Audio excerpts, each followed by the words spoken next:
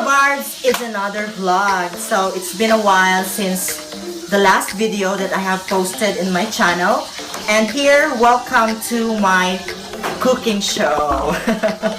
Anyways, this is my first time that I will be a cook for a day. So I have here mga karne. I have here karne na baboy. And here is a karne na manok. So, since it is my first time na magluluto po ako ngayon, so I have someone to assist me in how to do this since I have told you that it is my first time na ako po magluluto ngayon. Hindi naman sa first time na parang first time na magluluto talaga, but yung basic lang po yung alam ko, yung prito, yung noodles, yung mga instant lang, pero yung mga ganito, hindi ko po alam kung paano ito lulutuin. Oh no! So kaya, I will try my very best na masarap yung ulam namin today na ako ang magluluto. So again, it is my first time. So, kung anong magiging resulta nito, so, watch out.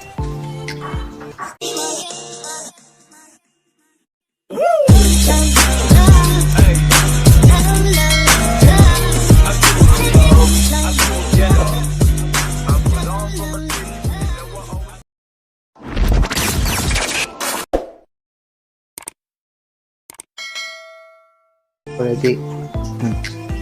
So I have here the manok. So since meron na tayong dito, iilang piraso. So mag-additional tayo ng ng piraso para marami tayong makain this afternoon. So, this lunch. So may hiwa. Like this. Ito nga on.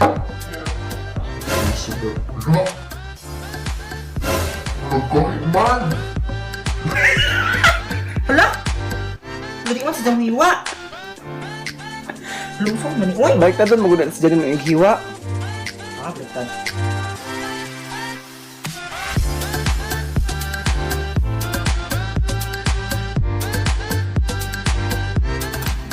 Yung maghiwa ng manok. Struggle pala ito, mga barbs.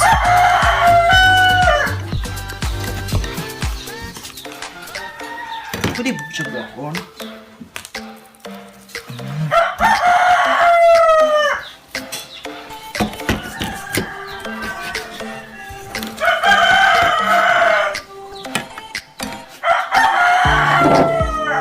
So, itong kalahati, balik natin to sa ref kasi ulamin pa yan. So, itong half, the other half, ito yung i-addition dito for our lunch for today.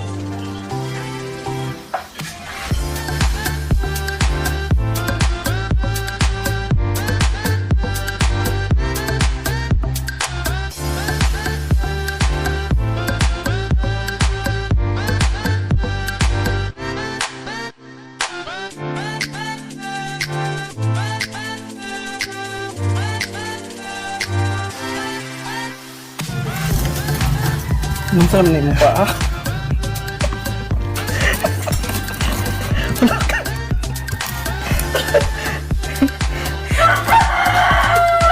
Alam dyan na, chicken joy or barbecue? Ang gahiawang gud si Jaoy. Pataka na matabukog naman yung gikuan. So, hindi na pagtiwa sa buko. Like that. So, yan na po ang drumstick natin. So, lagay po natin dyan. So, ang kani, panabalik.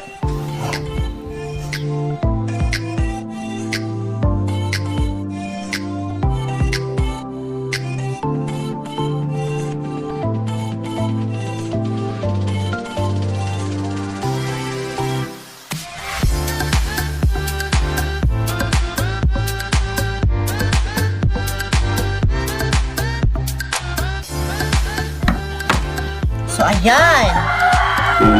So, nandito na po yung hiniwa kong mga manok or parts ng chicken. So, ang next natin gagawin ay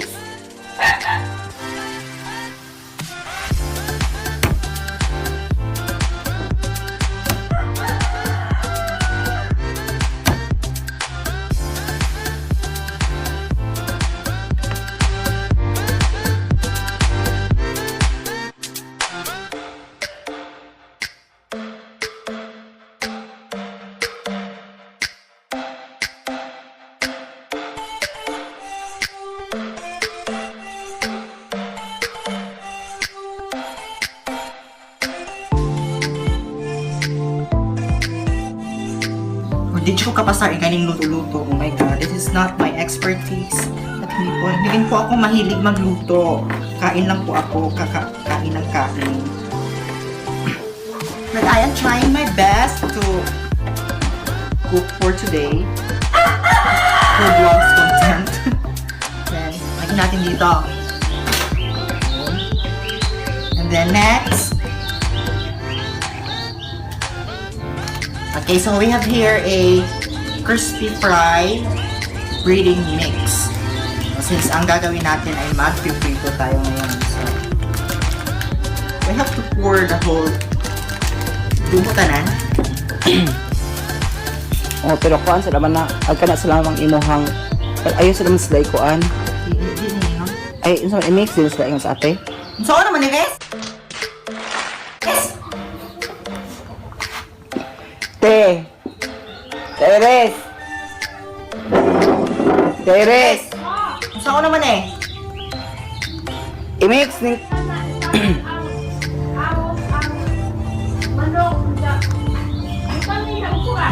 crispy fry.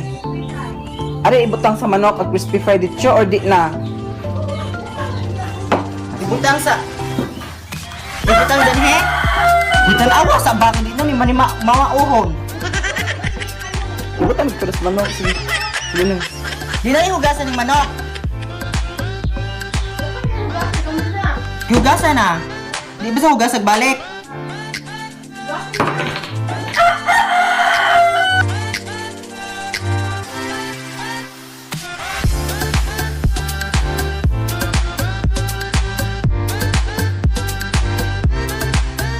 So, ayan! Nahugasan ko na po yung manok. So, ilalagay natin dito yung what is this? Bawang. Like that. And then,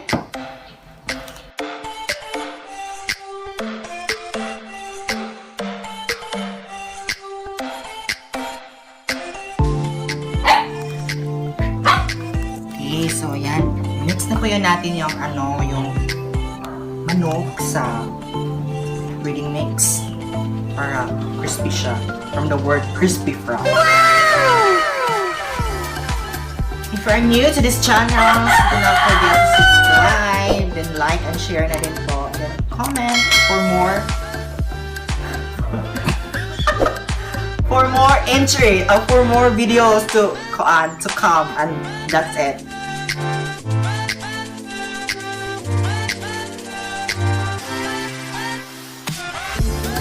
Okay, so ayan na po, na-mix ko na po yung breading mix sa chicken natin. So we will have to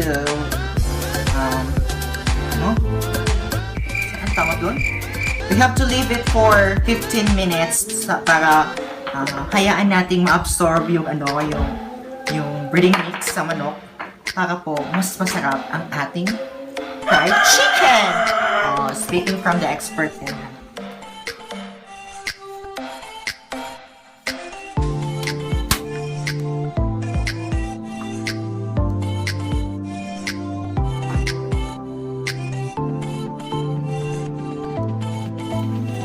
So, welcome mga barbs sa aming dirty kitchen. So, ito po ay literal na dirty. So, nagpapainit po ako ngayon ng kaha. I don't know kung ano sa Tagalog to. Pan sa English. So, habang hinihintay natin yung kanina manok. So, papainitin muna natin ang kaha.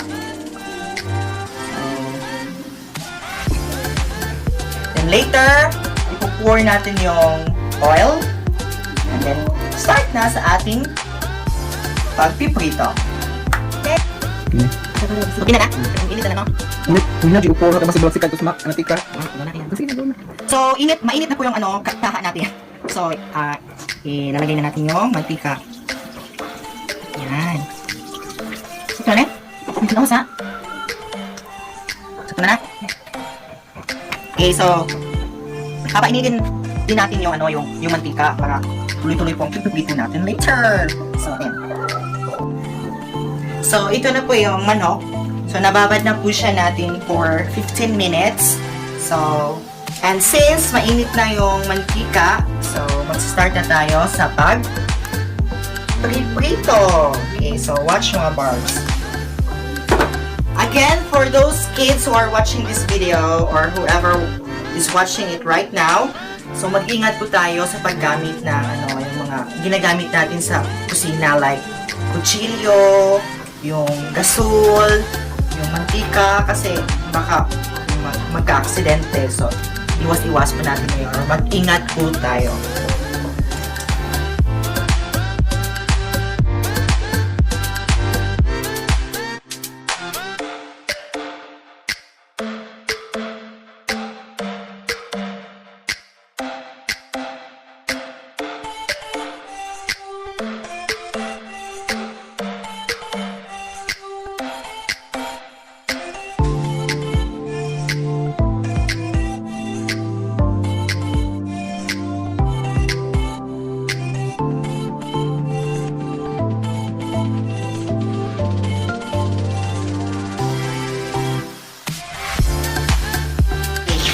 So, let us check if naluto na ba siya. Ayan. So, naging golden brown na po. So, let us, Tagalog? Balihin natin siya. Ay, hindi na ko alam mo ano yung English na Ayan. So, nabali na po natin siya. So, while waiting for it to fully cook, so, let's have a TikTok! Yola, yola, yola, ram pam pam pam pam, ram pam pam pam pam. Perfect! Ginagawa mo.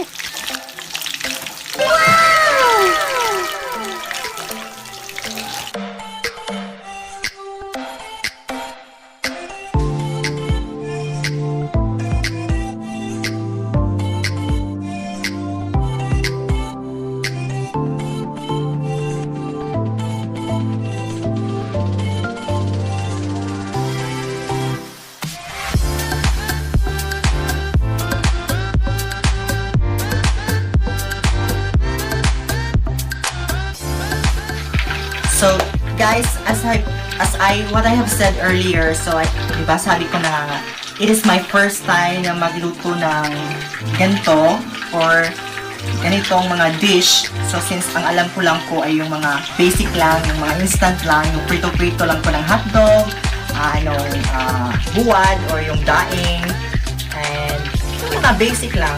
But then, as I challenge myself na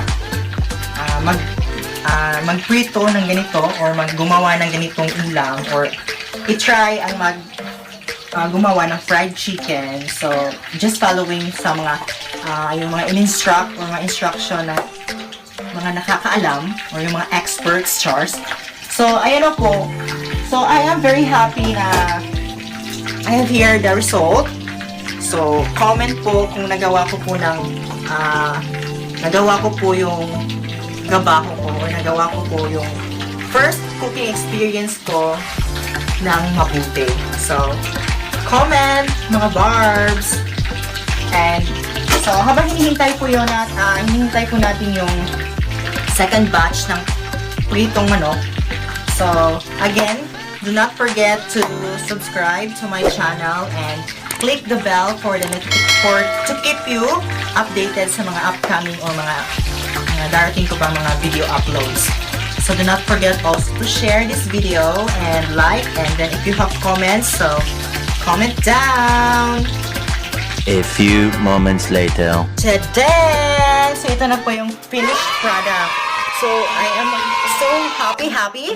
I'm very much happy na ito na po yung resulta ng aking first cooking experience. Ayan. So nakapagawa na tayo ng fried chicken! Oh, ala Barbie nga, Guba. Okay, so let us have it, the presentation. Okay, so let's have this, ganyan. Para naman mukha siyang yayamanin. Like that.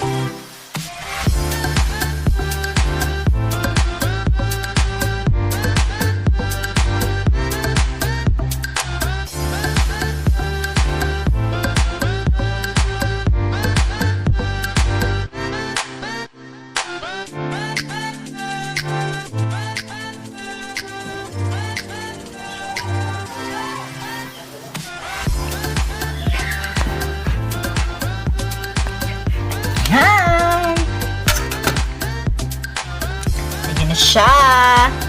So, kumain na tayo. Fried chicken nga yung ulam. Ayan. Okay. So, again, comment po or kindly rate po my cooking, my fried chicken kung okay po ba sa inyong paningin or sa inyong ano. So, again, so here's my fried chicken a la Barbie na Guba. So, thank you for watching. Bye-bye!